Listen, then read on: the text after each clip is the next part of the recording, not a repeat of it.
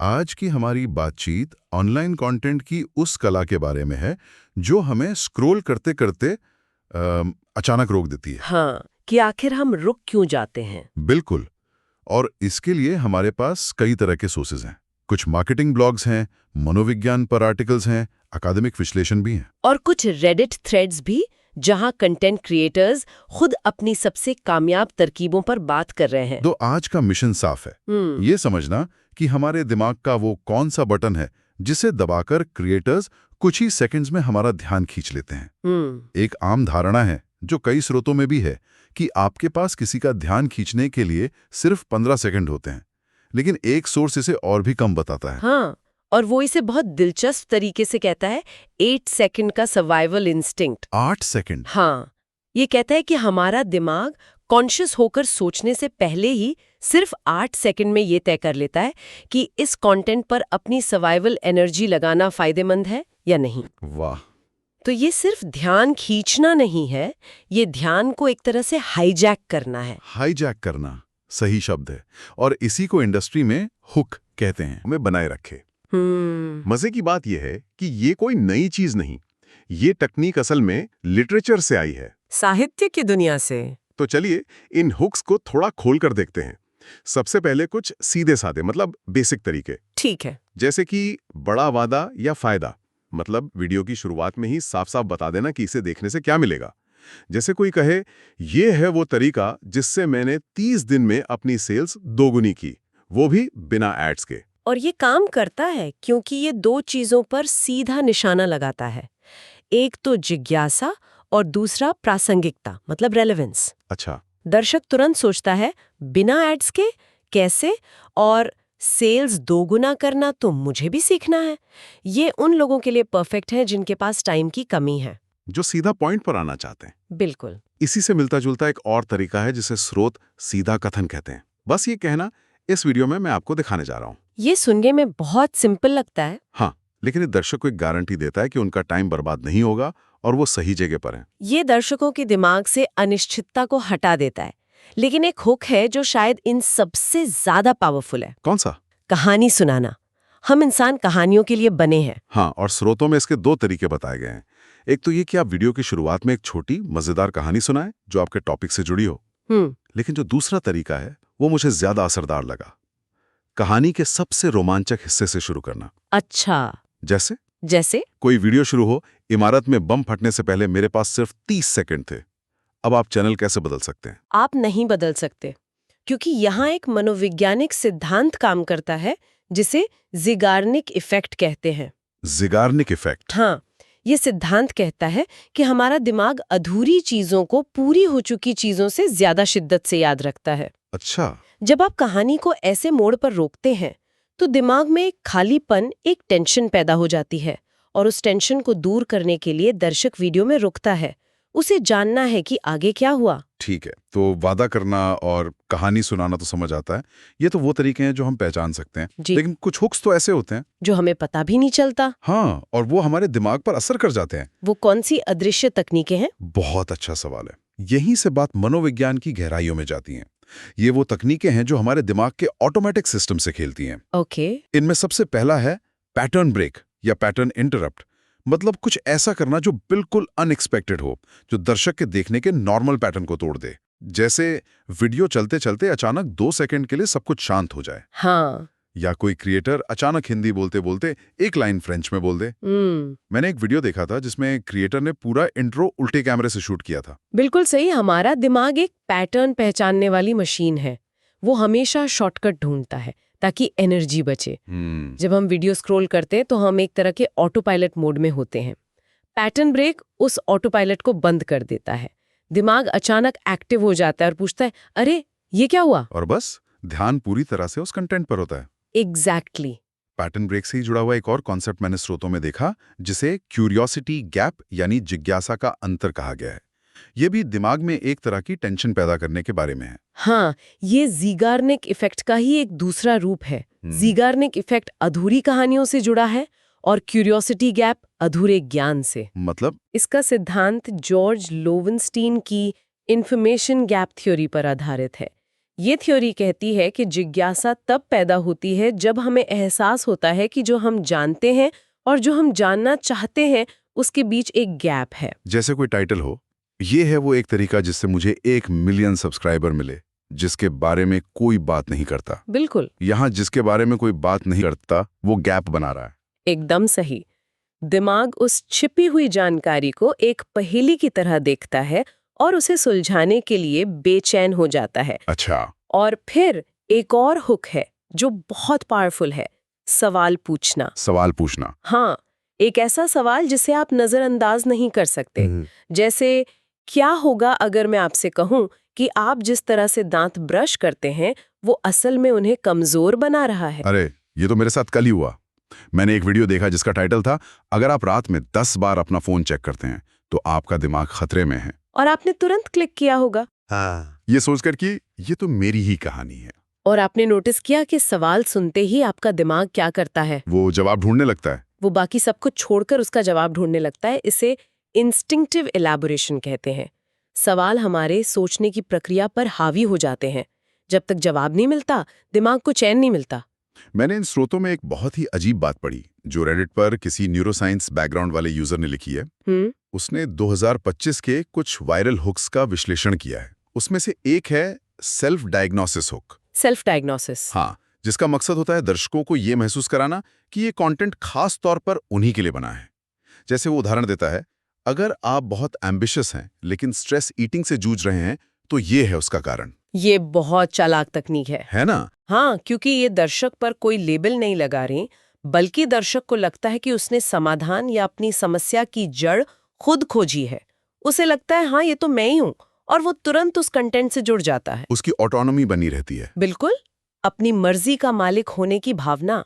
उसी Reddit user ने एक और हुक का जिक्र किया है जो मुझे बिल्कुल उल्टा लगा, एंटी हुक। एंटी हुक मतलब जो हुक जैसा ना लगे? हाँ, मतलब ऐसा हुक जो लोगों को वीडियो देखने से डिस्करेज करने का नाटक करता है। ये कैसे काम कर सकता है? ये एक जबरदस्त पैटर्न ब्रेक है।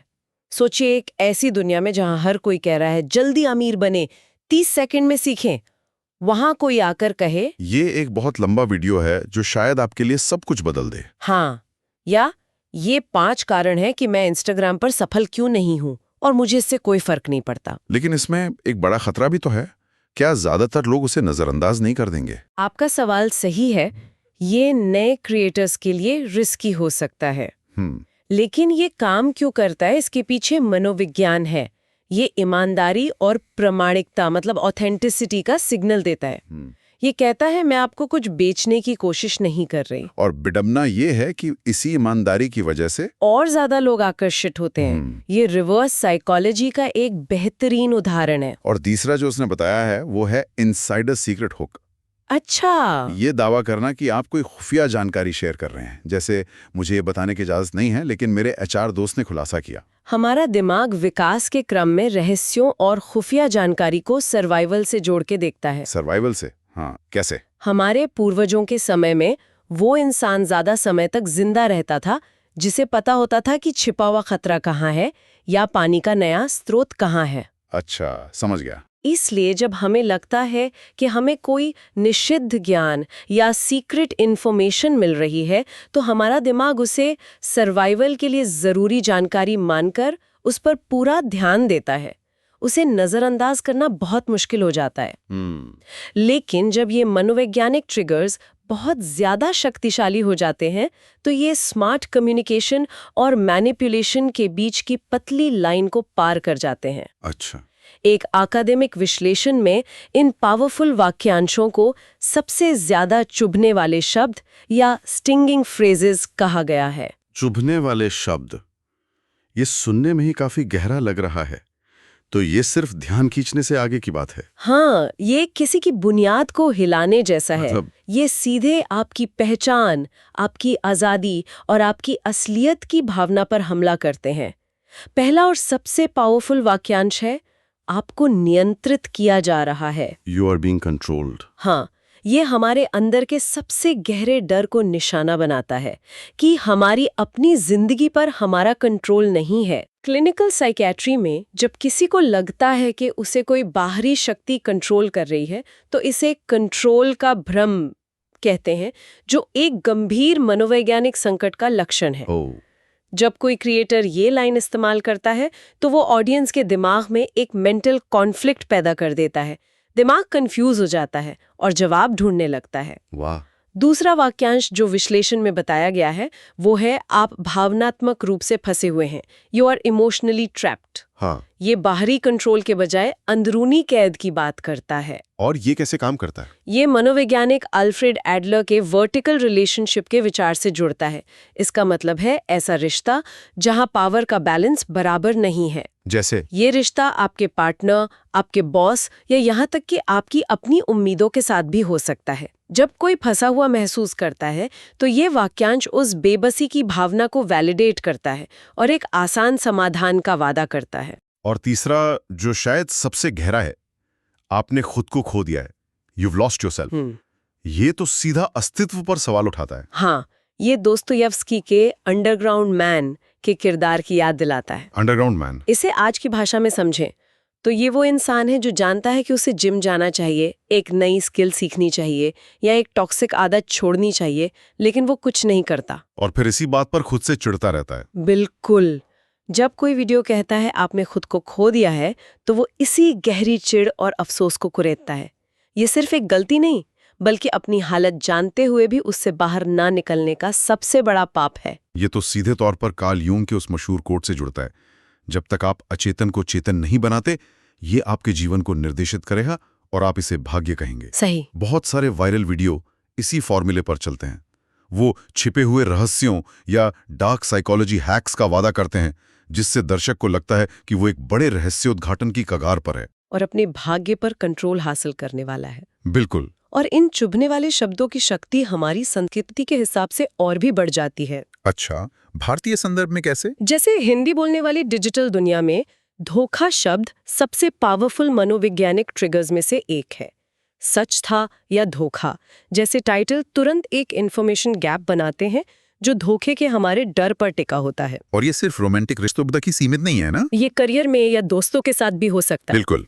इसी तरह वैल्यू और आत्मसम्मान जैसे शब्द बहुत शक्तिशाली हैं। जैसे कोई आपकी वैल्यू ना समझे तो करें ये 5 काम। हाँ, ये वाक्यांश सीधे तौर पर एडलर के श्रेष्ठता के लिए प्रयास के सिद्धांत पर काम करते हैं।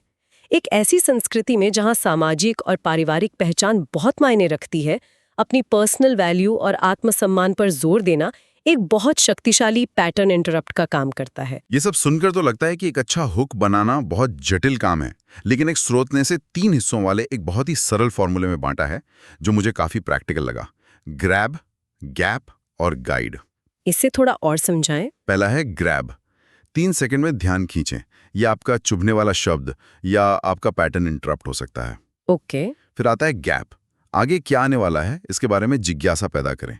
ये वो जगह है जहां आप उस समस्या का समाधान करने का वादा करते हैं जिसे आपने ग्रैब में उठाया है। और अंत में गाइड। उन्हें दिखाएं कि आप उन्हें कहां ले जा रहे हैं। आप उन्हें एक साफ रास्ता दिखाते हैं। कोई उदाहरण? जैसे मैंने 24 घंटे में 10 लाख रुपए खो दिए, ग्रैब। लेकिन इस फेलियर ने मुझे कुछ ऐसा सिखाया जिससे मैंने 50 लाख रुपए कमा लिए, गैप। और अब मैं आपको ठीक वही दिखाने जा रहा हूं कि आप इस सबक का इस्तेमाल कैसे कर सकते हैं, गाइड। ये एक बेहतरीन संरचना है। ये साफ करता है कि एक हुक सिर्फ एक ट्रिक नहीं है, बल्कि एक पूरा सिस्टम है। सही। और ये इस बात पर भी जोर देता है कि सबसे बड़ी गलती जो क्रिएटर्स करते हैं वो है वैल्यू पर नहीं, बल्कि सिर्फ व्यूज पर ध्यान केंद्रित करना। वो दर्शकों को एक भीड़ के रूप में देखते हैं। हाँ, ना कि ऐसे इंसानों के रूप में जिनकी असली समस्याएं हैं। बिल्कुल। सबसे अच्छे हुक्स सिर्फ तरकीबें नहीं होते, वे वादे होते हैं। और जो क्रिएटर्स इस बात को समझते हैं, वे सिर्फ व्यूज ही नहीं पाते, वे एक ऐसी कम्युनिटी बनाते हैं जो सच में उनकी परवाह करती है। तो आज हमने देखा कि कैसे कुछ ही सेकंड्स में हमारा ध्यान खींचा जाता है, सीधे साधे वादों से लेकर गहरे मनोवैज्ञानिक ट्रिगर्स तक, जो हमारी पहचान और कंट्रोल की भावना को चुनौती देते हैं। ये सिर्फ अच्छा कंटेंट बनाने के बारे में नहीं है, ये इंसान के दिमाग को समझने के बारे में है। यहाँ एक सवाल छोड़ते हैं जिस पर सोचा जा सकता है। जरूर। एक ऐसी दुनिया में जहाँ हमारा ध्यान ही सबसे कीमती करेंसी है, क्या ये हुक्स सिर्फ स्मार्ट कम्युनिकेशन का एक तरीका है या हम सब जाने अनजाने में मनोवैज्ञानिक हेरफेर के एक बहुत बड़े प्रयोग का हिस्सा बन रहे हैं? बहुत गहरा सवाल है। और जब हम या कोई और इन तकनीकों का इस्तेमाल करता है तो ये इस बारे में क्या बताता है कि हम स्क्रीन की दूसरी तरफ बैठे इंसान को क्या समझते हैं? क्या हम उनकी असुरक्षाओं को निशाना बना रहे या वाकई में उनकी जिंदगी में कोई वैल्यू ऐड करने की कोशिश कर